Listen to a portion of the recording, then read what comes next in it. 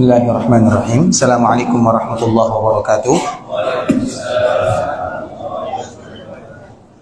Innal hamdalillah nahmaduhu wa nasta'inuhu wa nastaghfiruh wa na'udzu billahi min shururi anfusina wa min sayyiati a'malina.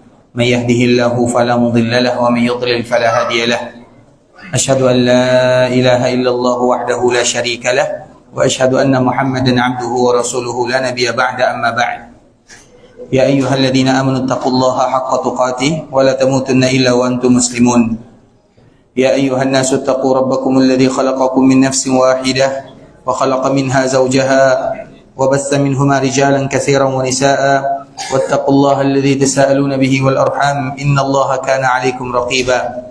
Ya ayyuhalladzina amanu taqullaha wa qulu qawlan sadida yuslih lakum a'malakum wa yaghfir lakum dhunubakum ومن يطع الله ورسوله فقد فاز فوزا عظيما. أما بعد فإن أصدق الحديث كتاب الله وخير الهدي هدي محمد صلى الله عليه وسلم وشر الأمور محدثاتها فإن كل محدثة بدعة وكل بدعة ضلالة. إخوة الإسلام, saudara kaum muslimin, kaum muslimat, ikhwani akhwati rahimani wa rahimakumullah. Alhamdulillah, pada malam hari ini kita kembali bisa duduk di rumah Allah Subhanahu wa taala dalam rangka menambah keimanan dan ketakwaan kepada Allah Subhanahu wa taala. Umar bin Khattab radhiyallahu taala anhu selalu berkata kepada para sahabatnya, "Nu'minu sa'ah, najlis nu'minu sa'ah." Wahai para sahabatku, mari kita duduk beriman sejenak. Apa makna kalimat yang disebutkan oleh Umar bin Khattab radhiyallahu taala anhu? Mari kita beriman sejenak, bukan berarti kita tidak beriman kepada Allah Subhanahu wa taala. Tapi iman yang ada butuh dipertahankan. Sehingga dengannya Allah Subhanahu wa taala mengatakan, ya ayyuhalladzina amanu aminu. Wahai orang-orang yang beriman, berimanlah kalian kepada Allah. Allah perintahkan kita yang beriman untuk beriman. Maknanya untuk mempertahankan keimanan yang ada dengan melakukan kebaikan dan meninggalkan keburukan. Dan di antara kebaikan yang paling diridai oleh Allah Subhanahu wa taala adalah duduknya kita di rumah Allah Subhanahu wa taala dalam rangka membaca ayat-ayat Allah Subhanahu wa taala ataupun hadis-hadis Rasulullah sallallahu alaihi wasallam, dan kita bermohon kepada Allah agar duduknya kita ke sini, duduknya kita di rumah Allah Subhanahu wa taala agar bertambah keimanan kita kepada Allah Subhanahu wa taala dan dimudahkan langkah kita bertemu dengan Allah dalam keadaan yang diridai oleh Allah Subhanahu wa taala. Kemudian salawat beriringkan salam semoga senantiasa tercurahkan buat junjungan alam Nabi kita yang mulia, uswah dan qudwah kita bersama Muhammad bin Abdullah sallallahu alaihi wasallam, yang mana di antara kewajiban kita adalah untuk senantiasa mengucapkan salam dan salawat kepada Rasulullah sallallahu alaihi wasallam. Sebuah ibadah yang mudah dilakukan, memiliki pahala yang banyak, tapi banyak di antara manusia yang gagal di dalam mendapatkan tawaran dari Allah Subhanahu wa taala. Ibadah salam, ibadah salawat adalah ibadah yang mudah diucapkan, banyak pahalanya. Tapi siapa di antara kita yang mau senantiasa dan selalu mengucapkan salam dan salawat kepada baginda Muhammad bin Abdullah sallallahu alaihi wasallam, maka tentu kita saling mengingatkan agar kita jangan pernah bosan memperbanyak, bukan mengucapkan, tapi memperbanyak mengucapkan salam dan salawat kepada Rasulullah sallallahu alaihi wasallam. Allahumma salli ala Muhammad wa ala ahli baitihi wa ala azwajihi wa dhurriyyatihi kama sallaita ala Ibrahim wa ala ali Ibrahim innaka Hamidum Majid. Allahumma barik ala Muhammad wa ala ahli baitihi wa ala azwajihi wa dhurriyyatihi kama barakta ala Ibrahim wa ala ali Ibrahim innaka Hamidum Majid. Ikhwatul Islam, saudara kaum muslimin, kaum muslimat, ikhwani akhwati rahimani wa rahimakumullah. Pada kesempatan kali ini kita akan membahas sedikit pembahasan yang semua kita pasti akan melewatinya. Pembahasan yang membuat Nabi sallallahu alaihi wasallam senantiasa semangat untuk memberikan motivasi kepada umatnya agar mereka senantiasa dekat kepada Allah Subhanahu wa taala. Nabi sallallahu alaihi wasallam ketika melakukan hijrah dari Makkah menuju Madinah, maka Nabi sallallahu alaihi wasallam bersama salah seorang sahabat yang bernama Abu Bakar As-Siddiq. Abu Bakar ini, ikhwatul Islam, namanya adalah Abdullah bin Abi Quhafah, dan Abu Quhafah itu namanya adalah Utsman. Jadi Abu Bakar As-Siddiq namanya adalah Abdullah bin Utsman. Karena namanya adalah Abu Bakar As-Siddiq, nama gelarnya yang masyhur bagi kita bersama. tapi nama sesungguhnya adalah Abdullah. Ayahnya bernama Abu Quhafah, tapi nama sesungguhnya adalah Utsman. Maka terkenallah sahabat Abdullah bin Utsman radhiyallahu taala anhuma, atau yang lebih populer dengan istilah Abu Bakar Siddiq bin Abi Quhafah radhiyallahu taala anhuma. Ketika Nabi sallallahu alaihi wasallam melakukan perjalanan, maka teman Nabi sallallahu alaihi wasallam adalah sahabatnya Abdullah. Dikala ingin hijrah dari Mekah menuju Madinah di perjalanan, maka Nabi bertemu dengan yang namanya Zubair, atau yang lebih kita kenal dengan Zubair bin Awam. Kemudian ikhwatul Islam, Zubair bin Awam, dia tidak lain tidak bukan adalah suaminya daripada Asma, dan Asma itu adalah putrinya Abdullah. Berarti apa hubungan Zubair dengan Abu Bakar Siddiq? Menantu dengan mertua. Berarti Zubair itu adalah menantunya Abu Bakar Siddiq. Karena di antara salah satu putri Abu Bakar Siddiq namanya adalah Asma, dan dari Zubair inilah lahir yang namanya Abdullah bin Zubair. Dari inilah lahir yang namanya Urwah bin Abdullah bin Zubair, dan mereka adalah keluarga yang barokah sesuai dengan doa baginda Rasulullah sallallahu alaihi wasallam. Kemudian Zubair bertemu dengan Nabi dan Abu Bakar Siddiq. Maka Zubair ini memberikan hadiah pakaian yang pakaiannya sama. Karena dikala Nabi dan Abu Bakar melakukan perjalanan, pakaian mereka tentunya mereka mungkin kotor, sudah 2 hari, 3 hari, 4 hari. Dan memang ikhwatul Islam dulu, agar kita tahu ya, dulu kenapa Nabi SAW mewajibkan mandi setiap kali kita melaksanakan salat Jumat. Salat Jumat itu, dikala kita ingin salat Jumat, maka dianjurkan bagi kita untuk mandi sebelumnya. Nah, mandi sebelum Jumat itu apa hukumnya? Siapa mengatakan sunnah? Wajib hukumnya. Berarti banyak di antara kita yang tidak mandi ya? Mandi Jumat? Ya atau tidak? Karena biasanya pulang bekerja langsung pergi ke masjid. Masalah wajib dan sunnah ini ikhwatul Islam pembahasannya sepertinya biasa. Tapi yang harus kita tahu, kenapa diwajibkan kepada kaum muslimin? Kita tidak memungkiri perbedaan pendapat para ulama. Karena kalau seandainya tidak diwajibkan ikhwatul Islam, maka kaum muslimin jangan kita bayangkan di era kita dulu sama dengan di era Nabi sallallahu alaihi wasallam. Tidak. Sulit untuk mendapatkan air. Mengganti pakaian itu, kalau seandainya tidak disuruh berganti, itu diganti 1 kali dalam 1 minggu baru diganti. Mandi kalau tidak diwajibkan hari Jumat, maka tidak akan mandi. Air di mana? Pakaian di mana? Sulit. Jangan kita bayangkan pakaian banyak seperti banyaknya zaman kita sekarang. Tidakkah kita tahu para sahabat Nabi ada di antara mereka yang ikut dalam perang Badar, tapi mereka tidak memiliki baju. Namanya sawat. Sawat namanya sawat. Sawat itu artinya hitam.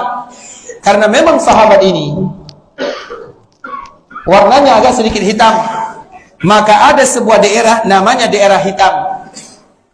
Pernah kita mendengar ada daerah hitam? Apa? Afrika itu bukan nama daerah, nama benua, nama daerah.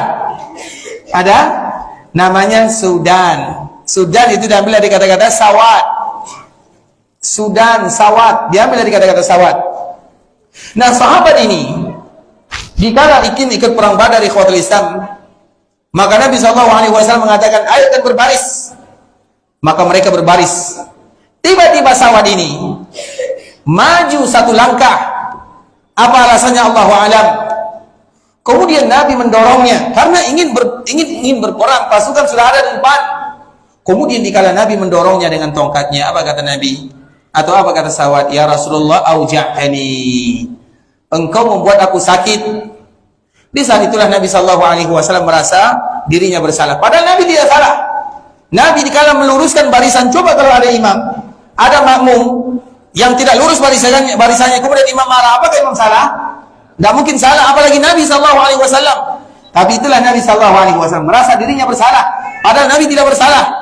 Kemudian di saat itulah apa kata Nabi? Iqtas minni, silakan engkau balas sebagaimana yang aku lakukan. Maka di saat itulah sebelum terjadi peperangan ikhwatul Islam, sahabat ini mengatakan, ya Rasulullah, engkau mendorongku dengan tongkatmu. Maka Nabi memberikan tongkatnya, karena membalas harus sesuai. Sehingga yang harus kita ingat ikhwatul Islam, di antara salah satu sifat orang-orang munafikun yang disebutkan oleh Nabi ada 3. Apa yang pertama? Idza hadatsa kadzaba, apabila berbicara dia. Yang kedua apa? Berjanji dia ingkar. Yang ketiga apa? Apabila dipercaya dia khianat. Ada lagi satu, yang keempat. Siapa yang tahu? Dan ini terjadi kepada kita semuanya. Kalau berbicara, berjujur bisa kita lakukan, diberikan amanah bisa kita laksanakan. Tapi ada yang pertama atau yang terakhir. Karena dalam satu riwayat ada 3, dalam riwayat yang lain ada 4. Apa di riwayat yang keempat atau riwayat yang kedua? Wa idza khasama fajar. Apabila mereka bergaduh, ada masalah, dan semua kita ada masalah. Masalah dengan kawan, masalah dengan tetangga, itu perkara biasa, perkara dunia. Kalau dunia tidak ada masalah, maka bukan dunia namanya, tapi akhirat namanya. Karena di akhirat tidak ada masalah. Yang tidak ada masalah itu di surga. Di dunia ada tempat masalah dan musibah. Kemudian di antara salah satu sifat seorang mukmin agar mereka tidak terjatuh ke dalamnya, wa idza khasama, apabila mereka ada masalah, tidak tahu siapa, intinya ada masalah di antara satu dan yang lainnya, fajar, maka mereka berdosa. Apa makna daripada hadis ini? Apabila mereka ada masalah, mereka berdosa. Maknanya ikhwatul Islam, dikala mereka dicaci 1 kali, mereka balas 2 kali. Itu namanya fajar.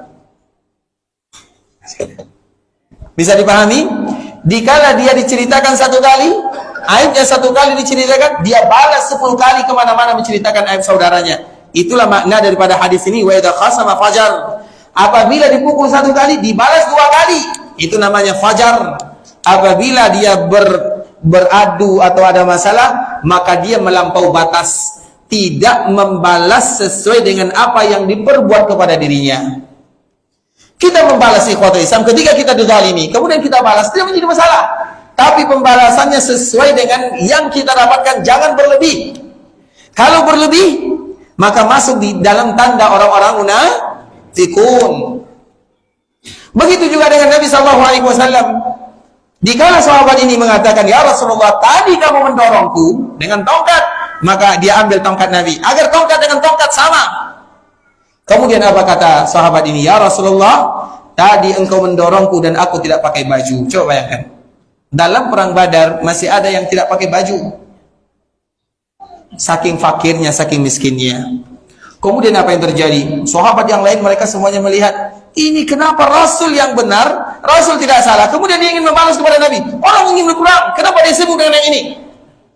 Kemudian apa yang terjadi ikhwatul Islam? Ketika dia sudah siap-siap, karena dia mengatakan, engkau tadi mendorongku dengan tongkat dan aku tidak pakai baju, maka Nabi buka sesuai dengan pembalasannya. Kemudian dikala dia bersiap-siap ikhwatul Islam, ingin membalas Nabi SAW dengan tongkat, maka di saat itulah ternyata dia memiliki tujuan yang lain.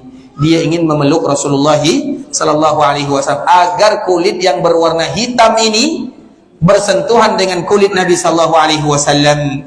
Itu ternyata yang dia inginkan. Ternyata dia sengaja melakukan yang demikian. Dan dia mengatakan, ya Rasulullah, aku tidak tahu kalau terjadi peperangan antara 2, kalau tidak hidup mati. Dan aku berharap kepada Allah, kalau seandainya aku menjadi syahid, maka aku berharap kulitku yang berwarna hitam ini telah bersentuhan dengan kulitmu, agar nanti aku diampunkan oleh Allah Subhanahu wa taala. Tapi arti yang kita ingin sampaikan ikhwatul Islam, coba lihat, tidak ada bajunya, padahal dalam keadaan berperang tidak ada bajunya. Maka jangan anggap dikala Nabi hijrah dari Mekah menuju Madinah perkara yang biasa. Tidak, perjuangan yang luar biasa. Maka di saat itulah dihadiahkan oleh Zubair pakaian yang sama kepada Nabi dan kepada mertuanya Abu Bakar Siddiq. Dan tadi kita sebutkan ikhwatul Islam, itulah diantara salah satunya mengapa kaum muslimin diwajibkan mereka mandi sebelum sholat Jumat, karena keadaan dulu atau keadaan di zaman Nabi tidak sama. Kalau di kita mandi 1 kali sehari itu aneh, dibilang orang malas, karena kebiasaan kita mandi sesuai dengan jumlah salat. Artinya kita mandi, ada di antara kita mandi 5 kali sehari, ada yang 3 kali sehari. Tiba-tiba ada orang yang mandi 1 kali sehari, itu dibilang orang malas. Kalau di sana orang yang mandi 1 kali seminggu orang rajin. Nah, itulah istilahnya. Karena memang air tidak ada. Maka dari situlah dianjurkan bagi kita bersama atau bagi kaum muslimin Ini hukum asal, wajib untuk melaksanakan mandi sebelum sholat Jumat agar kaum muslimin mereka betul-betul pakaiannya diganti atau badannya dibersihkan karena air sulit, keadaan juga sulit. Makanya dikala kita melihat Zubair menghadiahkan pakaian kepada Nabi dan Abu Bakar, itu adalah sesuatu yang luar biasa di zaman itu. Kemudian ikhwatul Islam, ketika Nabi SAW hijrah dari Mekah menuju Madinah bersama Abu Bakar Siddiq, tiba-tiba sampailah di Mekah, pakaian Nabi sama, sehingga sampailah di Madinah, pakaian Nabi dan Abu Bakar sama. Orang-orang Madinah tidak bisa membedakan mana Nabi, mana Abu Bakar Siddiq, karena penampilannya sama. Sehingga di awal kedatangan Nabi dan Abu Bakar Siddiq, mereka salah di dalam menyambut, hampir salah, tidak salah, hampir salah. Yang mereka anggap Nabi itu adalah Abu Bakar Siddiq. Kenapa demikian? Karena penampilan Abu Bakar Siddiq secara zahir. Karena mana yang lebih tua, Nabi atau Abu Bakar Siddiq? Mana yang lebih tua? Abu Bakar atau Nabi? Nabi atau Abu Bakar? Abu Bakar atau Nabi? Abu Bakar. Abu Bakar. Karena Abu Bakar adalah mertua. Biasanya mertua dengan menantu mana yang lebih tua? Mertua dengan menantu mana yang lebih tua biasanya? Mertua atau menantu? Mertua. Bukankah Nabi atau bukankah Abu Bakar mertua Nabi? Berarti mana yang paling tua? Nabi atau Abu Bakar Siddiq? Yang lebih tua adalah Nabi, meninggal umurnya 63 tahun. Abu Bakar meninggal juga umurnya 63 tahun. Berarti sama-sama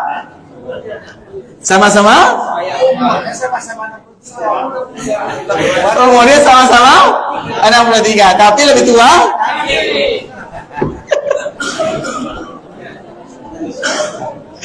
Jelas ya?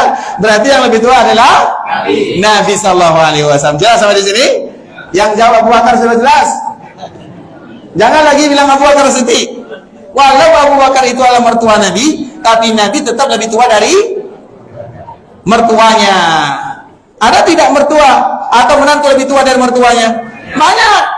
Di sini tidak ada. Baik, tidak ada yang ngaku. Tadi kalau dari sana kita lanjutkan. Tapi secara penampilan Abu Bakar itu lebih tua. Makanya mengatakan Abu Bakar lebih tua juga tidak salah. Tapi secara penampilan, sehingga orang-orang Madinah ketika Nabi datang, Abu Bakar datang, yang mereka sambut adalah Abu Bakar Siddiq. Apa alasannya? Alasannya satu. Yang pertama, karena mereka tidak kenal mana Nabi, mana Abu Bakar Siddiq, mereka tidak tahu. Yang kenal dengan Nabi sedikit. Karena tidak semua penduduk Madinah kenal dengan Nabi. Yang kenal dengan Nabi, yang hanya pernah bertemu dengan Nabi di Mekah, dan yang pergi ke Mekah berapa orang jumlahnya? Sedikit, 70 orang. Sehingga dikala Nabi datang ke kota Madinah dan Abu Bakar Siddiq, mereka melihat mana yang namanya Nabi. Ada 2 orang, pakaiannya sama, dan datang di waktu yang terang benderang siang. Artinya di siang hari. Kalau bahasa kitanya lewat zawal, jam 1 lah kira-kira.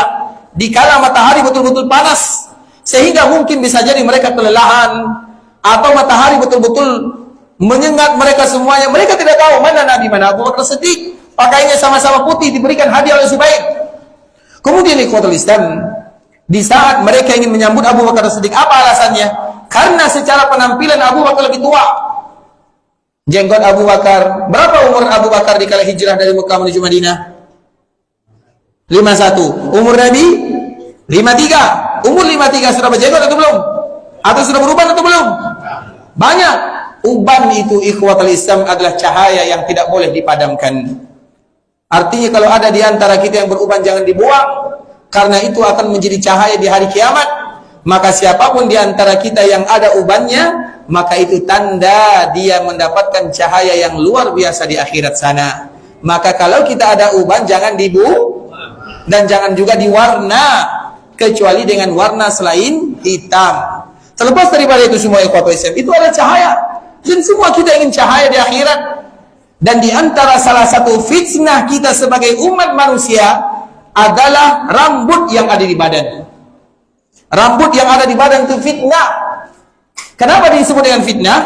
Karena nanti di surga kita tidak ada rambut yang menjadi fitnah tersebut. Rambut itu sulit, rambut itu mana yang disebut dengan rambut? Bukan ini saja disebut dengan rambut. Semua yang tumbuh di tubuh kita disebut dengan rambut. Maka ada yang dianjurkan bagi kita menjaganya, ada yang dianjurkan bagi kita membuangnya. Itu semuanya adalah fitnah dan nanti akan dimuliakan oleh Allah di dalam surganya. Terlepas daripada itu semua, ikhwatul Islam, salah satu sifat Nabi dan Abu Bakar As-Siddiq, mereka memiliki jenggot yang lebat panjang. Abu Bakar umurnya 51, sudah ada ubannya. Tapi Nabi umurnya 53, tidak ada ubannya. Dan itulah diantara salah satu perbedaan Nabi dengan manusia biasa. Nabi banyak memiliki perbedaan. Nabi diantara perbedaannya, Nabi melihat di belakang sebagaimana Nabi melihat di depan. Makanya para sahabat dikala mereka salat di belakang Nabi, apa kata Nabi? Aku melihat kalian di belakangku sebagaimana aku melihat kalian di depanku. Kemudian Nabi SAW walau matanya tidur tapi hati Nabi tidak pernah tidur. Nabi SAW itu adalah di antara riwayat yang jelas. Ada juga riwayat yang para ulama mereka bertentangan di sana. Di antara kelebihan Nabi, Nabi lahir dalam keadaan makhtun. Makhtun itu artinya sudah disunat. Ada lagi yang menyebutkan Nabi SAW itu wangi dan indah, tidak pernah disentuh oleh lalat. Ada juga yang menyebutkan di antara kelebihan Nabi, semua yang keluar dari jasad Nabi maka akan dimakan tanah. Ada lagi yang menyebutkan di antara keutamaan Nabi SAW, Nabi orangnya tidak terlalu tinggi dan tidak terlalu rendah. Tapi setiap kali Nabi berdiri maka Nabi akan kelihatan tinggi dari yang lainnya. Setiap kali Nabi duduk maka Nabi akan kelihatan tinggi dari yang lainnya. Itu adalah di antara kemuliaan dan kelebihan yang Allah Subhanahu wa taala berikan kepada Rasulullah SAW. Salah satunya adalah sifat Nabi yang tidak beruban. Sehingga penduduk Madinah menyambut Nabi karena uban. Berarti yang Nabi yang lebih tua biasanya. Maka mereka menyambut Abu Bakar As-Siddiq radhiyallahu ta'ala anhu. Pada akhirnya Abu Bakar memayungi Nabi SAW. Di saat itulah mereka baru sadar yang Nabi itu bukan Abu Bakar tapi Muhammad Rasulullah SAW. Di antara salah satu ciri Nabi pada waktu itu, Nabi tidak ada ubannya. Kemudian ikhwatul Islam, setelah beberapa tahun Nabi berada di kota Madinah, maka di saat itulah Nabi tiba-tiba muncul ubannya secara tiba-tiba. Dan yang paling tahu tentang Nabi adalah Abu Bakar As-Siddiq. Apa kata Abu Bakar As-Siddiq? Ya Rasulullah, qad syibta. Kenapa tiba-tiba ubanmu tumbuh? Di rambutmu, di jenggotmu tiba-tiba tumbuh dalam satu malam. Apa kata Nabi? Syayyabatni Hud wal waqi'ah wal mursalat wa amma yatasaalun wa idza syamsu kuwirat. Nabi SAW menyebutkan yang membuat aku beruban, yang pertama adalah surat Hud, yang kedua adalah surat Al-Waqi'ah, yang ketiga adalah surat Al-Mursalat, yang keempat adalah surat Amma Yatasaalun, dan yang kelima adalah idza syamsu kuwirat wa idza an-nujumu kadarat. Apa makna daripada ayat ini, ikhwatul Islam? Kalau seandainya kita perhatikan surat Hud, kenapa membuat Nabi beruban? Nabi tidak mau umatnya sama dengan umat-umat yang lain. Di dalam surat Hud diceritakan umat-umat sebelumnya. Umat Nabi Nuh, bagaimana mereka ingkar. Umat Nabi Lut, bagaimana mereka ingkar. Disiksa, dianiaya, diazab oleh Allah Subhanahu wa taala. Umat Nabi Musa, umat yang lainnya.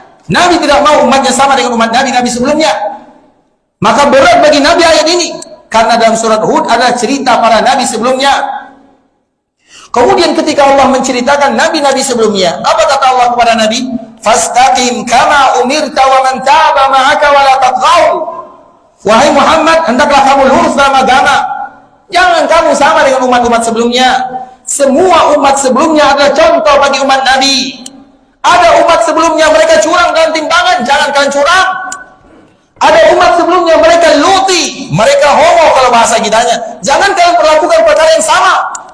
Ada di antara umat sebelumnya mereka tidak beriman kepada Nabi-Nya, jangan lakukan yang sama. Istaqim. Kalian sebagai umat Nabi lurus. Karena itulah contoh, jangan sampai kita dijadikan contoh buruk bagi orang lain, tapi jadilah kita contoh yang terbaik bagi orang lain. Sedangkan umat-umat Nabi sebelumnya mereka menjadi contoh terburuk. Maka Nabi mengatakan fastaqim kama umirta wa man taba ma'aka wa la tatghaw. Lurus dalam agama, jangan sama dengan orang-orang sebelumnya, mereka menyimpang, menyimpang secara fitrah, menyimpang secara akidah, menyimpang dalam masalah muamalah, semuanya ada dalam surat Hud. Setiap kali Nabi baca surat ini, Nabi sedih. Nabi tidak ingin umatnya sama dengan umat-umat sebelumnya. Maka baca surat ini, tahu artinya, agar kita tidak terjatuh ke dalam perkara yang sama. Seorang muslim tidak akan jatuh ke dalam lubang dua kali. Kemudian ikhwatul Islam, surat Al-Waqiah. Apa yang disebutkan oleh Allah Subhanahu wa taala tentang Al-Waqiah? Al-Waqiah. Waqiah itu ikhwatul Islam. Waqiah, apa arti Al-Waqiah? Waqiah itu artinya sesuatu yang pasti terjadi. Bercerita tentang hari kiamat, bercerita tentang surga, bercerita tentang neraka. Siapa yang masuk surga, siapa yang masuk neraka, bagaimana isi surga, bagaimana isi neraka. Kemudian begitu juga dengan surah Al-Mursalat, begitu juga dengan surat Amma Yatasaalun, labithina fiha ahqaba la yadhuquna fiha bardan wala syaraba illa hamiman wa ghassaqa. Akan ada di antara umat Nabi, walau dia mampir, tapi mampirnya berabad-abad lamanya, bukan satu hari dua hari. Maka Allah menyebutkan labithina fiha ahqaba la yadhuquna fiha bardan wala syaraba. Tidak ada rasa dingin, tidak ada minuman, illa hamima. Hamim itu timah yang apabila dia minum, kita mau tidak mau akan minum karena kita haus. Kalau diminum sulit, kalau tidak diminum kehausan. Mau tidak mau, mereka yang ada di neraka akan meminumnya. Tapi apa minumnya? Hamima wa ghassaqa. Ghassaqa itu sulit kita menerjemahkan ikhwatul Islam, makanan, minuman yang bernanah. Kita melihat nanah saja ngeri melihatnya. Bagaimana kalau seandainya itu jadi minuman?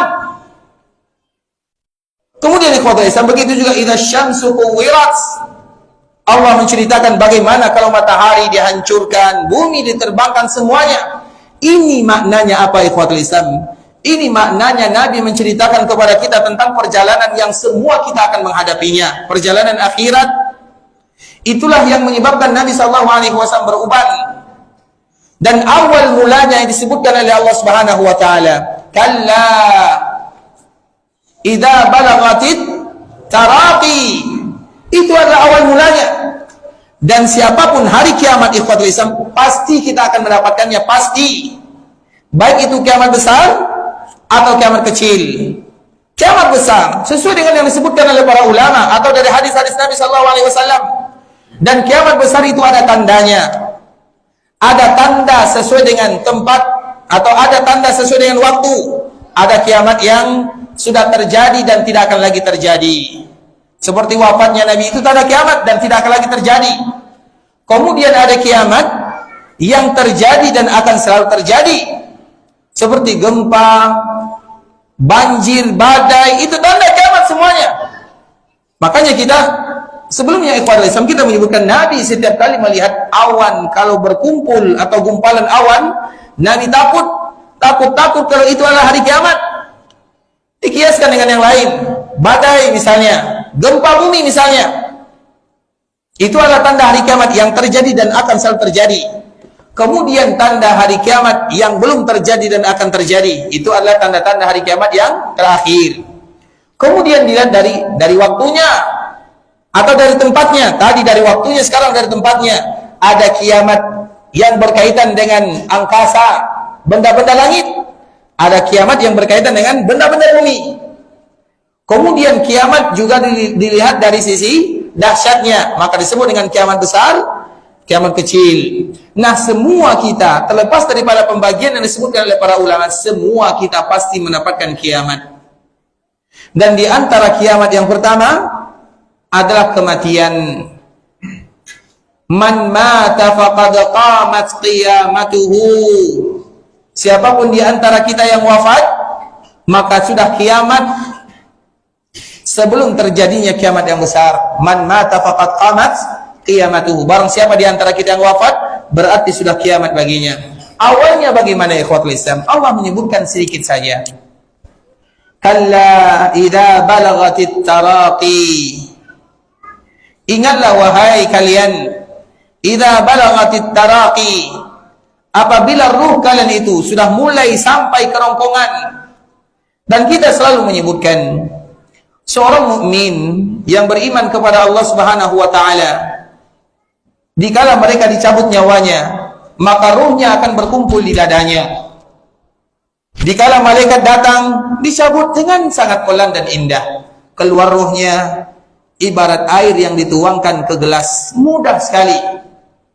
Tapi bagi mereka yang tidak beriman kepada Allah, maka ruhnya akan terpencar. Yang satu lari ke sana, satu lari ke sini, satu lari ke bawah. Dikala malaikat datang, maka sulit untuk mencabutnya. Dan Allah Subhanahu wa taala menyebutkan wan nazi'ati gharqa. Malaikat nazah, dikala kita nazah, dan semua kita akan menghadapi yang namanya nazah. Nazah itu adalah dikala ruh akan dipisahkan dari jasad. Berbeda antara seorang mukmin dengan yang bukan. Seorang yang tidak beriman, atau mereka yang ingkar, atau mereka yang tidak mau beribadah kepada Allah, maka yang diutus kepada mereka adalah malaikat nazi'at. Wan nazi'ati gharqa. Dikala malaikat nazi'at mencabut dengan kuat ruh dari jasadnya, karena ruhnya tidak mau dicabut, tapi ruh tersebut harus dicabut, maka dengan kuat sehingga mereka merasa kesakitan. Dan di hari itu ikhwatul Islam, hijab akan dibukakan. Apa makna hijab akan dibukakan? Hijab akan dibukakan, kita akan melihat sesuatu yang tidak pernah kita bisa melihatnya. Ada di antara orang yang meninggal akan melihat bagaimana bentuk malaikat, tapi di saat dia melihat malaikat, dia tidak lagi bisa berbicara. Karena saking takutnya, apalagi yang datang itu adalah malaikat nazi'at. Dicabut ruhnya, dipisahkan dari jasadnya. Kemudian sedangkan mereka yang tidak, yang beriman kepada Allah Azza wa Jalla, yang memanfaatkan waktunya untuk kebaikan, ruhnya akan berkumpul di dadanya. Maka diutus oleh Allah wan nasyitati nashta, malaikat yang akan mencabut dan memisahkan ruh dari jasadnya dalam keadaan yang mudah. Kemudian ikhwatul Islam, di antara salah satu sifatnya Allah Subhanahu wa taala menyebutkan kalla idza balagatit taraqi wa qila marraq. Dan akan dikatakan kepadanya, hari ini siapa yang akan menyelamatkan kamu? Raqin itu artinya yang akan memberikan ruqyah. Atau kalau kita terjemahkan, yang menyembuhkan dan yang menyelamatkan. Waqilaman. Makanya di sini disebut dengan sakta. Sakta di Al-Quran itu ada 4. Dan salah satu sakta yang paling indah di sini, waqilaman. Dalam riwayat Hafaz, waqilaman raqa. Walau dalam riwayat yang lain mereka menyambungnya, waqilaman raqa. Tapi makna yang kita ingin sampaikan, waqilaman ra, dikatakan kepadanya, dikala dia akan dicabut nyawanya, cari juru selamat. Mana? Tidak ada.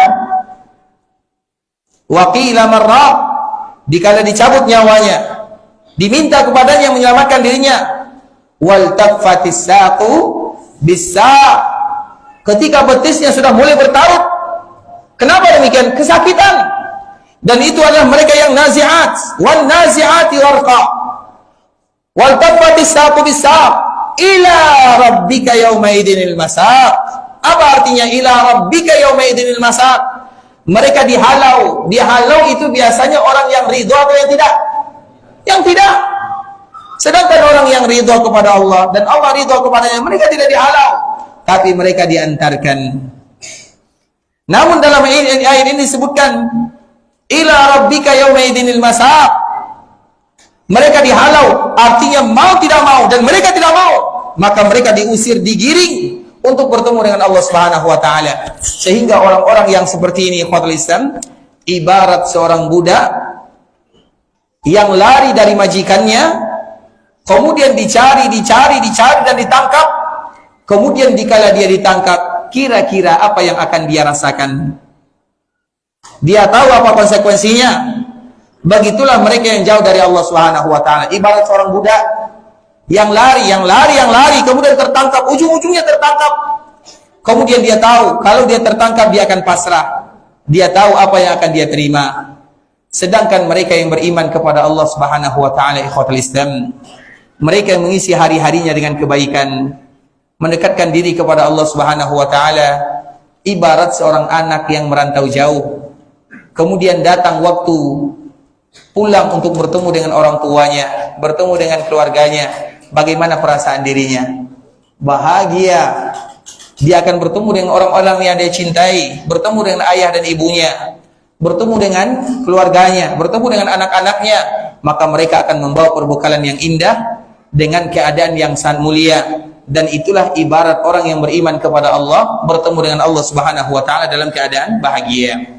Kemudian apa kata Allah Subhanahu wa taala? Ila rabbika yawma idinil masaq fala saddaqa wala shalla. Inilah diantara salah satu yang banyak menyebabkan manusia dianiaya dan diazab di perkuburan dan di akhirat sana. Yang pertama, fala saddaqa, yaitu mereka tidak mau. Saddaqa itu bisa jadi artinya mereka tidak mau jujur, atau artinya mereka tidak mau bersedekah. Dan sedekah di dalam Islam itu ikhwata Islam, kalau kita perhatikan firman atau hadis Nabi sallallahu alaihi wasallam, apa kata Nabi sallallahu alaihi wasallam? Ittaqun nar walau bisyikki tamrah. Perhatikan baik-baik hadisnya. Takutlah kalian kepada Allah walau dengan separuh butir kurma. Misalnya kita pergi belanja ke pasar kurma, kemudian kita mengambil satu butir. Satu butir ini biasanya bayar atau gratis? Gratis. Kemudian jangankan satu butir, separuhnya lebih gratis lagi. Agar kita tahu, orang kaya dikala mereka bersedekah itu perkara biasa. Tapi kalau orang miskin dikala mereka bersedekah, itulah yang luar biasa. Mungkin orang miskin hanya bersedekah 10.000, tapi ingat dalam kantongnya hanya ada 20.000. Berarti 50/100 atau 50% dia sedekahkan hartanya. Orang yang ada rezeki, mungkin dia bersedekah 1 juta, tapi dalam tabungannya masih ada 1 miliar. Tidak sama ikhwatul Islam. Makanya Nabi menyebutkan, ittaqun nar walau bisyikki tamrah. Takut kalian kepada Allah walau separuh butir. Artinya walau tidak berharga. Tapi yang dinilai itu bukan harganya, tapi kejujuran kalian kepada Allah dan kejujuran kalian kepada hamba Allah Subhanahu wa taala. Makanya dulu Nabi sallallahu alaihi wasallam dikala terjadi perang Tabuk. Perang Tabuk ini adalah perang terakhir ya, perang terakhir yang dilakukan oleh Nabi. Kurang lebih pada tahun ke-9 Hijriah. Perang Tabuk ini di musim panas dan di musim fakir, betul-betul sulit. Nabi tidak bisa mengajak semua para sahabat ikut, karena kalau diajak Nabi bertanggung jawab. Persiapannya, perbekalannya harus ada persiapan. Kemudian ada di antara mereka yang datang 1,5 mud, ini 1 mud namanya. Kalau ini setengah mud namanya. Mereka bawa setengah mud kurma untuk membantu pasukan yang berperang dan berjihad bersama Nabi. Kira-kira satu ini berapa isi kurma yang bisa kita ambil? 5 atau 6? 10 nggak mungkin. 10. Kecuali kurmanya sebesar kelereng ya, yang kecil-kecil. Tapi kalau besar nggak mungkin. Di bawahnya 5 butir kurma. Yang lainnya aja. 5 kurma ini apa manfaatnya untuk pasukan besar? Nggak ada. Tapi ingat, mungkin dia tidak lagi punya kurma di rumahnya. Artinya semua hartanya diinfakkan di jalan Allah Subhanahu wa taala. Mereka menangis dan mereka sama pahalanya dengan orang yang berjihad di jalan Allah Subhanahu wa taala.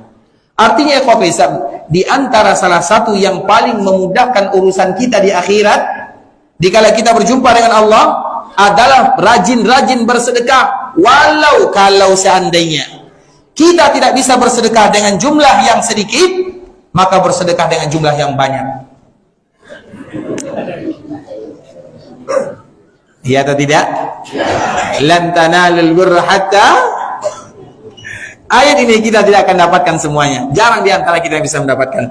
Lan tanalul birra hatta tunfiqu mimma tuhibbun. Biasanya yang kita sedekahkan itu sisa-sisanya atau intinya. Macam mana masuk surga ya kalau sisa-sisanya? Beli baju kalau sudah dipakai baru disedekahkan. Yang baru dibeli tidak pernah beri santuan kepada anak yatim yang sisa-sisa baju kemarin. Yang baru dibeli kita tidak mau memberikan. Lan tanalul birra hatta tunfiqu. Belajar bersedekah dari sesuatu yang kita sukai. Tidak salah mereka yang bersedekah dengan sesuatu yang sisa, tidak salah. Tapi belajar sesekali bersedekah dari sesuatu yang kita sukai.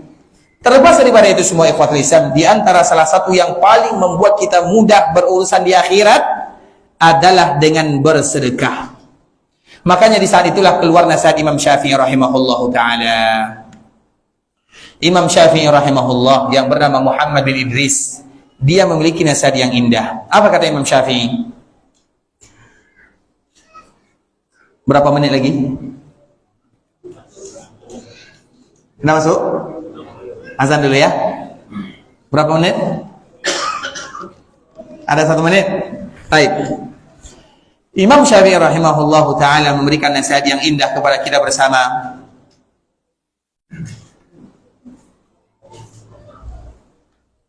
Aku merasa aku banyak melakukan salah dan dosa. Semua kita melakukan salah dan dosa. Kemudian aku lihat apa kira-kira ibadah yang paling mudah menghapuskan salah dan dosa atau membuat kita tidak selalu terjatuh kepada salah dan dosa. Maka Imam Syafi'i mengatakan dia yang memberikan pertanyaan, dia juga yang menjawab. Jawabannya setelah Isya. Masuk kan? Baik, barakallahu fikum, muadzin barakallahu fikum, jazakumullahu khair.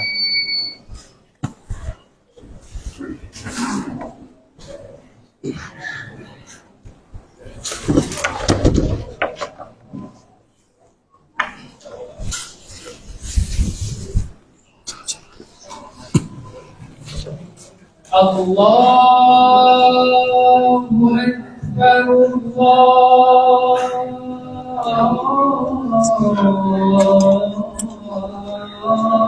Akbar,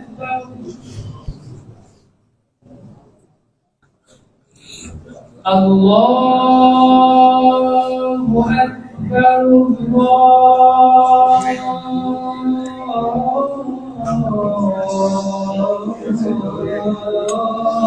Akbar.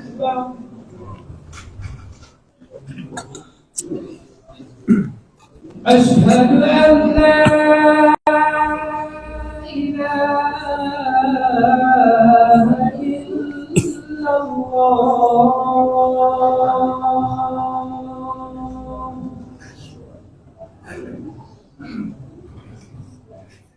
Asyhadu an la ilaha illallah.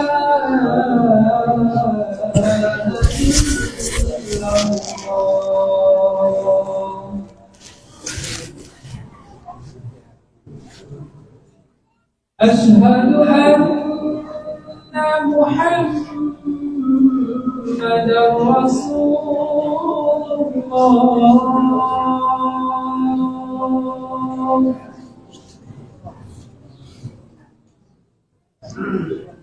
Asyhadu anna Muhammadar Rasulullah.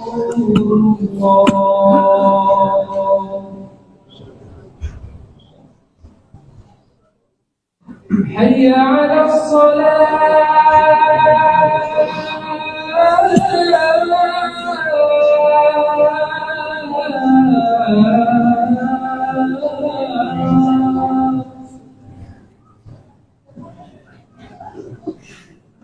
Hayya 'alas salat.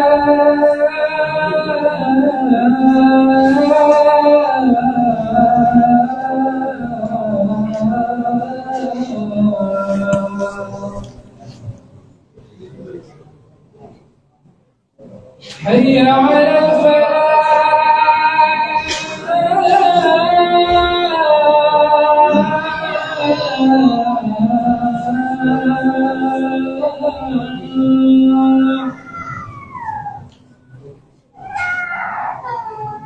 Hayya 'alal falah.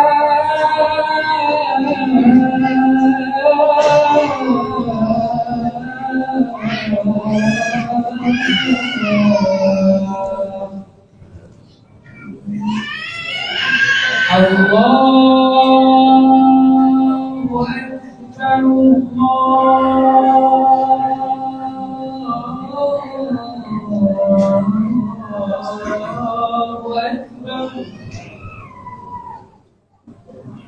La ilaha illallah.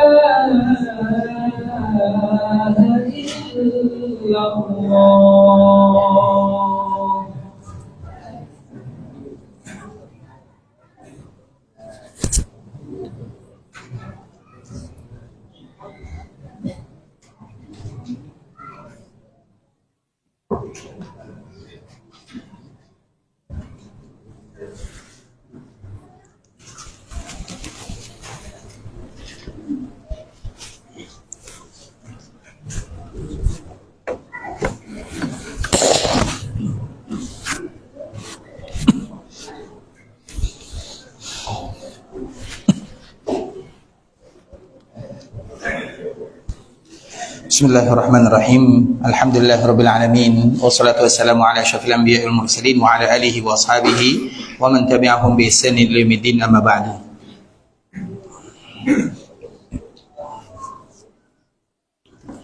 Ikhwatul Islam, saudara kaum muslimin, kaum muslimat, ikhwani, akhwati, rahimani wa rahimakumullah.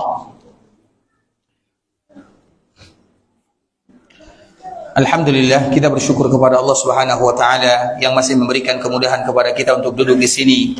Sebelum kita melanjutkan bagaimana kejadian yang harus kita hadapi atau nasihat yang disebutkan oleh Imam Syafi'i rahimahullahu taala, ikhwatul Islam, kami memiliki sebuah riwayat atau sebuah kisah yang mungkin bisa kita ambil pelajaran darinya. Ada salah seorang tabi'in, namanya adalah Ahmad bin Miskin. Karena dialah yang menceritakan riwayat ini, namanya Ahmad bin Miskin.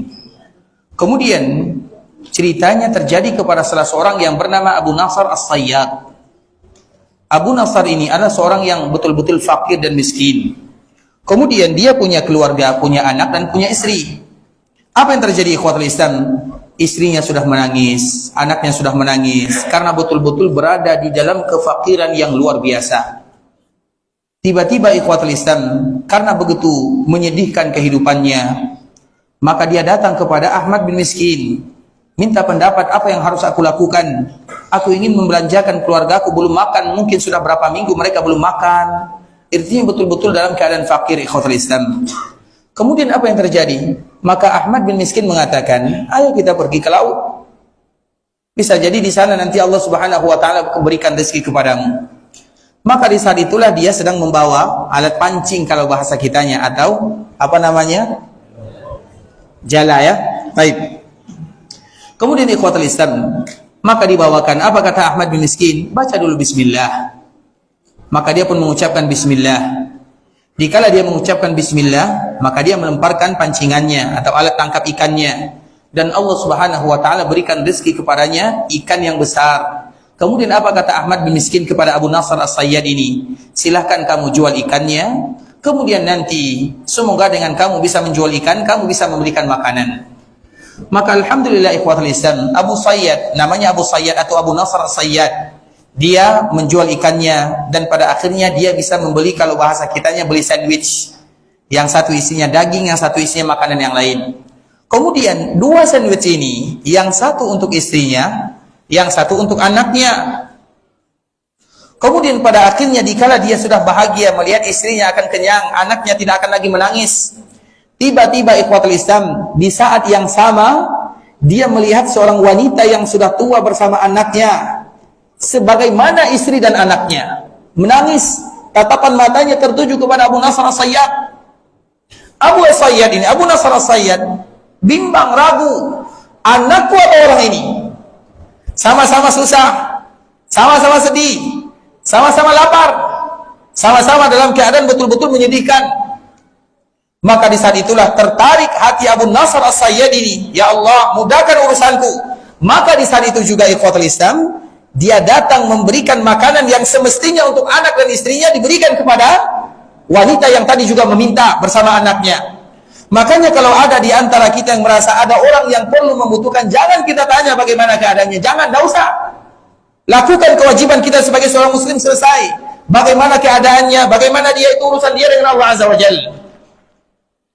Kemudian ikhwatul Islam, maka dia pun memberikan makanan tersebut kepada dua orang wanita ini, wanita dan anaknya. Habis makanan untuk dirinya, maka dia ingin pulang bersama keluarganya, ingin menyebutkan kalau makanan kita sudah habis. Tiba-tiba, coba lihat bagaimana pertolongan Allah Subhanahu wa taala. Mudah sekali, ikhwatul Islam. Makanya kalau ada di antara kita yang susah untuk keluar dari kesusahan, maka keluarkan orang lain dari kesusahan. Teman kami, sekarang dia tinggal di Jakarta, ya. Dia satu kampus, satu angkatan dengan kami. Dia khusus di bidang orang-orang berhutang, atau di bidang orang-orang yang intinya orang-orang berhutang. Nah, di antara salah satu bagaimana supaya hutang lunas, cara dia, setiap yang berhutang, ini bukan hutang-hutang biasa, ya, bukan hutang 1 juta, 2 juta, miliaran. Kalau hutang 1 juta, 2 juta itu semua kita pasti berhutang, artinya kebanyakan kita berhutang. Tapi ini miliaran. Nah, dikala di antara salah satu cara dia untuk melunaskan hutang, adalah pergi melaksanakan ibadah umrah. Kalau menurut kita, apa hubungan lunas hutang dengan umrah? Tidak nyambung. Tapi itulah aturan yang disebutkan oleh Allah Subhanahu wa ta'ala. Bisa jadi dengan pergi umrah, berdoa kepada Allah, meminta kepada Allah, dimudahkan urusannya. Begitu juga dengan orang ini, anaknya lapar, orang lain juga lapar, tapi dia dahulukan orang ini. Kemudian dia membawa kembali pulang dengan tangan kosong. Sebelum dia sampai ke rumahnya, tiba-tiba ada yang bertanya, Aina Abu Sayyad, Aina Fulan, mana Abu Nasar? Maka orang mengatakan, Abu Nasar itu dia, yang dalam keadaan kebingungan. Tidak ada makanan, makanannya didapatkan tapi sudah diberikan kepada orang yang membutuhkan. Kemudian dia datang kepada Abu Nasar yang tadi ingin pulang kepada keluarganya tanpa ada membawa makanan. Kemudian tiba-tiba dikala orang ini datang dan mengatakan, wahai Abu Nasar, aku adalah fulan dan aku dulu punya hutang kepada ayahmu, sekarang baru bisa aku membayarnya. Aku dulu punya hutang kepada ayahmu. Sama dengan kita ya Pak Islam. Dulu banyak di antara kita yang berhutang. Apalagi bagi kita yang dulu ya tinggal di kampung, apalagi semua kita. Misalnya kita pergi ke kebun, Nek, minta jeruk, Nek, yang jatuh. Misalnya contoh, silakan Nak, yang pertama yang jatuh diambil, yang kedua di atasnya. Nek, misalnya minta, misalnya apa lagi yang lain, rambutan yang mana yang jatuh? Kemudian yang pertama rambutan yang jatuh, keenakan, akhirnya diambil rambutan yang. Ada tidak kita melakukan seperti itu? Bukan ada, rata-rata semuanya. Maka bayarhu. Kalau neneknya sudah meninggal, cari anaknya atau cucunya. Ingat itu baik-baik. Tapi ikhwatul Islam, Abu Sayyad ini, ada orang yang memanggilnya. Apakah kamu Abu Nasar As-Sayyad? Dia mengatakan iya. Dulu aku punya hutang kepada ayahmu 30.000 dirham. Wah, bukan jumlah yang sedikit. Coba bayangkan, baru selesai dia bersedekah, dalam keadaan betul-betul dia membutuhkan. Maka di saat itulah pertolongan Allah Subhanahu wa ta'ala mudah dia dapatkan. Maka dibayar hutang semuanya. Jadi kaya dia. Abu Nasar As-Sayyid ini jadi kaya. Dikala dia kaya, dia juga bersedekah. Bersedekah kiri kanan, tapi sedekahnya lain. Kemudian dia pun meninggal ikhwatul Islam. Dan dilihat ternyata dipanggil oleh Allah Subhanahu wa ta'ala. Kemudian dilihat bagaimana amalannya. Banyak sedekahnya, tapi tidak satu pun sedekahnya diterima oleh Allah Subhanahu wa ta'ala. Karena dia bersedekah sudah mulai ada rasa bangga dengan sedekahnya. Tidak sama dengan sedekah yang pertama, tidak sama. Kemudian dikala hampir dimasukkan oleh Allah Subhanahu wa ta'ala ke dalam api neraka, maka di saat itulah dia melihat apakah tidak ada lagi amalan yang lain. Maka di saat itulah Allah mengatakan, tidakkah kamu ingat dulu dikala ada seorang wanita bersama anaknya meneteskan air mata, dia minta sedekah, kemudian kamu berikan makanan itu kepada dirimu atau kepada dirinya, padahal anak dan istrimu memerlukannya. Allah Subhanahu wa ta'ala ampunkan dosanya bukan karena sedekahnya yang banyak, enggak, tapi karena sedekahnya yang pertama. Dan kalau kita perhatikan ikhwatul Islam, begitu juga para sahabat. Para sahabat itu banyak di antara mereka meninggal. Kemudian sebelum mereka meninggal, mereka mengatakan, ceritakan kepadaku tentang raghif. Apa itu raghif? Raghif itu roti yang terbuat dari gandum, yang harganya mungkin 1.000 rupiah. Raghif namanya. Yaitu roti yang tidak berharga istilahnya. Mereka tidak bertanya tentang sedekah yang banyak, tidak. Tapi mereka mencari sedekahnya yang sedikit. Tapi dikala mereka bersedekah di waktu-waktu yang sulit dan di waktu-waktu yang mereka memerlukannya. Oleh karenanya ikhwatul Islam, ingatlah, di antara salah satu penyesalan kita yang paling luar biasa disebutkan oleh Allah Subhanahu wa ta'ala, ya ayyuhalladzina amanu la tulhikum amwalukum wa la auladukum an dzikrillah wa may yaf'al dzalika fa ulaika humul khasirun wa anfiqu mimma razaqnakum min qabli an ya'tiya ahadakumul maut fayaqula rabbi laula akhartani ila ajalin qarib fa asaddaq. Coba perhatikan, sedekahlah kalian, berinfaklah di jalan Allah, bantu orang-orang yang memerlukan sebelum ajal kalian datang. Dan ketika ajal datang, fayaqul, ya Allah, berikan kepadaku tangguh walau 1 menit, walau 1 hari, walau 1 jam. Kemudian apa yang kita inginkan? Fa as-saddaqa wa akum minas salihin. Aku akan bersedekah. Dari sinilah para ulama menyebutkan ikhwatul Islam, kalau salat semua kita bisa melakukannya. Tapi kalau sedekah, itulah yang paling sulit bagi kita melakukannya. Dan itu dituntut bukan dikala kita kaya, enggak. Dikala kita tidak berada, itulah sedekah yang sesungguhnya. Maka selalu disebutkan fala saddaqa wala shalla. Di dalam ayat ini juga disebut dengan kalimat yang sama. Maka dari situlah Imam Syafi'i rahimahullah memberikan nasihat yang indah. Apa nasihat Imam Syafi'i? Kita lanjut atau sampai di sini saja? Lanjut dulu sebentar ya. Panitia masjid mohon maaf ya. Baik. Imam Syafi'i menyebutkan, aku melihat terlalu banyak melakukan dosa, bermudah-mudahan melakukannya. Tidak ada cara yang paling mudah untuk menghalangi diri kecuali dengan rajin melakukan salat sunat duha. Makanya salat sunat duha itu ikhwatul Islam, kita semua punya dosa yang antara kita dengan Allah Subhanahu wa taala, tidak ada yang tahu. Dan siapapun yang punya dosa, semua kita punya dosa, jangan pernah disebutkan kepada orang lain. Cukup bagi kita untuk beribadah kepada Allah, minta ampun kepada Allah Subhanahu wa taala. Jangan pernah disebutkan kepada orang lain. Karena selama kita tidak menyebutkan kepada orang lain, selama itu pula lah pintu maaf masih luas. Tapi kalau kita sudah menyebutkan kepada orang lain, berarti tandanya kita bangga dengan dosa. Dan di saat itulah ampunan Allah semakin sulit kita terima. Kemudian apa kata Imam Syafi'i? Kemudian aku juga ingat, mau tidak mau, suatu saat nanti aku akan pasti berada di perkuburan. Perkuburan yang menghimpit, perkuburan yang kita sulit berada di dalamnya. Kemudian ikhwatul Islam, aku pun berpikir mencari apa sih ibadah yang paling bisa memudahkan nanti kami berada di perkuburan. Maka Imam Syafi'i menyebutkan, di antara ibadah yang bisa membuat perkuburan diterangkan dan diberikan cahaya oleh Allah Subhanahu wa taala adalah dengan memperbanyak membaca ayat-ayat Al-Qur'an. Dan semua kita akan melewati yang demikian. Kemudian Imam Syafi'i juga kembali menyebutkan, nanti aku akan dibangkitkan di padang mahsyar. Aku akan dihisab. Amalanku akan ditimbang. Aku akan melewati sirat. Bagaimana supaya aku dimudahkan oleh Allah Subhanahu wa taala di sana? Maka aku cari, aku lihat, aku telusuri, dan aku dapatkan tidak ada ibadah yang paling memudahkan urusanku di akhirat kecuali 2. Yang pertama karena rajin berpuasa, yang kedua karena rajin bersedekah. Puasa antara dia dengan Allah Subhanahu wa taala, antara dia dengan Allah, sedekah antara dia dengan makhluk Allah Subhanahu wa taala.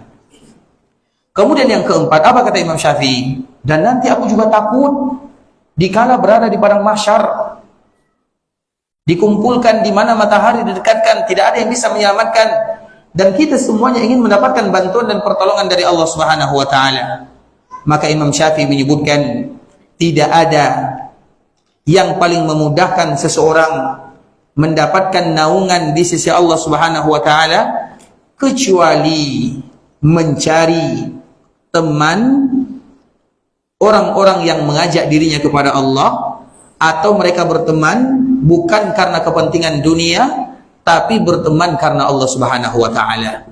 Bukan berteman karena dia kaya supaya nanti dia bisa membantuku, enggak. Bukan dia berteman karena dia sebagai seorang yang punya pangkat kemudian nanti dia enggak. Berteman karena Allah Subhanahu wa taala. Apa makna berteman karena Allah Subhanahu wa taala? Karena orang yang berteman karena Allah Subhanahu wa taala, maka mereka akan saling mengingatkan kepada kebaikan, sebagaimana pula mereka akan mengingatkan untuk saling menjauhkan daripada keburukan. 4 inilah nasihat Imam Syafi'i. Dan itulah perjalanan kita semuanya, perjalanan akhirat. Bagaimana supaya kita mudahkan kalau seandainya pada malam hari ini kita tidak mendapatkan ilmu kecuali nasihat dari Imam Syafi'i, maka amalkanlah, dan itulah kemudahan. Dan semoga Allah mudahkan nanti kita bertemu dengan Allah Subhanahu wa taala di hari akhirat kelak. Dan di antara salah satu doa, yang doa ini merupakan doa yang paling mudah ikhwatul Islam, Allahumma hasibni hisaban yasira. Hafal doanya? Allahumma hasibni hisaban yasira. Allahumma hasibni hisaban yasira. Jangan pernah melupakan kalimat ini. Ya Allah, hisablah aku dikala engkau kumpulkan diriku dengan hisab yang sangat mudah. Allahumma hasibni hisaban yasira. Mudah doanya kan? Hafal ikhwatul Islam, ucapkan dalam setiap doa. Dikala kita berdoa kepada Allah kapanpun, dikala kita sujud, dikala kita tasyahud, dikala kita salat malam, dikala kita salat sunat yang lainnya, maka di antara salah satu doa kita, Allahumma hasibni hisaban yasira. Ya Allah, hisablah aku dengan hisab yang mudah. Semoga Allah Subhanahu wa taala ampunkan dosa kita bersama. Allah angkat derajat kita, Allah mudahkan urusan kita, Allah berikan kesehatan kepada kita, Allah berikan keberkahan dalam kehidupan kita, keberkahan dalam anak dan keturunan kita, keberkahan dalam usaha dan harta kita, dan Allah mudahkan langkah kita untuk masuk ke dalam surga Allah Subhanahu wa taala. Amin amin ya rabbal alamin. Ikhwatul Islam, sampai di sini pembahasan yang bisa kami jelaskan. Ada yang ingin bertanya? Kalau ingin bertanya kami persilakan. Alhamdulillah tidak ada. Abang bertanya di belakang rumah sajalah. Kita kan tetangga, Bang ya. Baik, silakan. Apa benar Ustaz? Ada riwayat menunjukkan bahwasanya umur umat Islam itu hanya 1.500 tahun Ustaz. Umur umat Islam. Baik. Riwayatnya adalah kalau matahari sudah terbit dari barat, maka umur dunia 120 tahun. Setelahnya akan hancur dunia. Itulah riwayatnya. Sedangkan riwayat yang lain, umur umat Nabi Muhammad sallallahu alaihi wasallam 70 sampai 60 sampai 70 tahun. Tidak ada lagi riwayat yang lain. Sedangkan umur dunia 1.500 tahun yang lain, ingat siapapun yang berbicara tentang umur dunia dan terjadinya hari kiamat, maka ketahuilah dia adalah dukun yang sesungguhnya. Nggak lagi yang lain jawabannya. Karena itu rahasia Allah Subhanahu. Yas'alunaka 'anis sa'ah. Itu banyak dalam Al-Quran. Allah, Nabi, makanya Nabi dikala ditanya oleh Jibril, mata sa'ah, kapan terjadi hari kiamat? Artinya berapa umur dunia? Apa jawaban Nabi? Mal mas'ulu anha bi'a'lama minas sa'il. Yang ditanya tidak lebih tahu daripada yang bertanya. Artinya Ruhul Amin, sama-sama Al-Amin. Yang satu Al-Amin di dunia, Muhammad sallallahu alaihi wasallam. Yang satu Al-Amin di langit, Jibril alaihi salam, sama-sama Al-Amin. Tidak ada lagi orang yang Al-Amin dibandingkan dengan Jibril dengan Muhammad. Tapi apakah Nabi? Yang ditanya tidak lebih tahu daripada yang bertanya. Artinya kita sama-sama tidak tahu. Berarti kalau yang tahu berarti mereka adalah apa lagi jawaban yang lain? Tidak ada. Tanya, kami silakan. Siapa tadi? Silakan.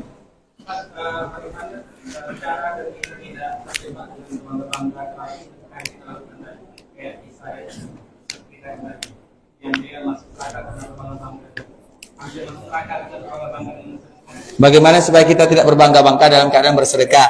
Apa caranya? Mudah saja. Mudah saja. Ini mungkin ada sebagian kita yang pernah meriwayatkan kisah ini ya. Yaitu kisah seorang yang berasal dari Maghrib ya, Maroko.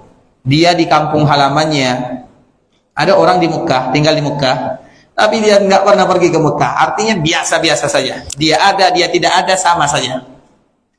Artinya orang kampungnya menganggap dia orang biasa lah istilahnya. Antara ada dengan tidak ada nggak penting. Orang tidak menanyakan dirinya. Tiba-tiba ada orang Maroko Maghrib ini, mereka bermimpi. Cari orang yang ada di Mekah, cari dia. Malam pertama, malam kedua, malam ketiga berturut-turut. Maka orang ini pergi safar ke Mekah untuk melaksanakan ibadah umrah. Setelah dia umrah, salat di Mekah, maka dia berkeliling ke kampung-kampung yang ada di Mekah. Dicari fulan, tidak ada yang kenal. Terakhir, dia bertemu dengan kampung yang jauh. Kemudian ditanya, kenal kalian tidak dengan fulan? Maka mereka seolah-olah aneh. Kira-kira apa urusanmu dengan fulan? Orang itu ya orang-orang biasa. Istilahnya orang yang tidak diketahui adanya sama dengan tidak ada. Tidak ada gunanya di kampung. Itu istilahnya. Kemudian dia cari. Dikala dia cari, maka dia pun mengatakan, wahai fulan, demi Allah, sebutkan kepadaku apa yang kamu lakukan. Karena tidak boleh bagi kita membongkar kebaikan yang kita lakukan, kecuali kalau orang itu bersumpah dengan nama Allah ingin mengambil pelajaran. Lain ceritanya. Makanya dia mengucapkan, demi Allah, sebutkan kepadaku apa yang kamu lakukan. Maka dikala dia sudah bersumpah demi Allah, maka dia pun di saat itulah menceritakan, aku punya saudara atau aku punya tetangga, aku kenal baik dengannya, aku berteman dengannya. Tiba-tiba tetanggaku ini meninggal. Maka sedih anak dan istrinya. Aku tidak tahan melihat kesedihan anak dan istrinya. Aku katakan kepada mereka berdua, kalian aku jadikan keluargaku seperti keluargaku, gajiku aku bagi dua. Ada tidak di antara kita yang gajinya dibagi dua? Jangankan dibagi dua, dibagi 4 pun tidak mau. Bagi 10 mau? Enggak juga. Yang ada dalam agama cuma 2,5%. Itu pun sulit mengeluarkannya. Coba lihat dia bagi dua. Separuh untuk dia, artinya kalian jangan sedih. Aku adalah orang tua kalian. Maka gajinya bagi dua. Tidak ada yang tahu. Orang kampung tidak tahu. Kemudian di saat itulah dia biasa saja. Mungkin sholatnya biasa, mungkin lebih banyak dosa daripada maksiatnya, atau dosa daripada ibadahnya. Kemudian di saat itulah orang ini mengatakan, inilah kenapa aku harus melakukan perjalanan yang jauh dari Maroko. Maroko itu sama dengan Andalusia. Ke Mekah itu sama dengan kita. Karena ada Andalusia, ada Indonesia. Tahu? Karena Mekah itu di tengahnya. Mekah itu namanya adalah Ummul Qura, pusat dunia. Ujungnya Andalusia, yang bagian barat, ujung bagian timur adalah Indonesia. Itulah istilahnya. Kalau kita dari Indonesia 8.000 kilo, berarti mereka melakukan 8.000 kilo. Kira-kira berapa bulan melakukan perjalanan? Iya, sekarang kalau pakai pesawat, kendaraan mudah. Dulu pakai onta, berjalan kaki, sulit. Dia melakukan perjalanan, mencari orang ini, dan dia mengatakan, demi Allah, aku bermimpi cari fulan bin fulan, katakan kepadanya, kamu penduduk surga. Dia menangis. Orang yang tadi biasa-biasa, ibadahnya biasa, menangis. Kemudian di saat itulah dikala mereka terharu menangis, mereka pun sholat di masjid Haram Mekah. Yang tadi bermimpi sholat membawa tadi orang yang sholat di Mekah. Kemudian sholat asar, rakaat pertama, rakaat kedua, rakaat ketiga, rakaat keempat. Rakaat keempat, orang yang tadi bersedekah itu meninggal dalam keadaan sujud di tempat yang paling mulia gara-gara sedekah yang dia sembunyikan. Belajarlah menyembunyikan. Jelas jawabannya? Jelas sampai sini? Tapi kita tutup karena kita tidak boleh berlama-lama, bahaya. Baik, ikhwatul Islam, saudara kaum muslimin, kaum muslimat, ikhwani akhwati rahimani wa rahimakumullah. Insyaallah semoga Allah mudahkan kita bisa kembali berjumpa. Barakallahu fikum wa jazakumullahu khairan. Subhanakallahumma bihamdika asyhadu an la ilaha illa anta astaghfiruka wa atubu ilaik. Assalamualaikum warahmatullahi wabarakatuh.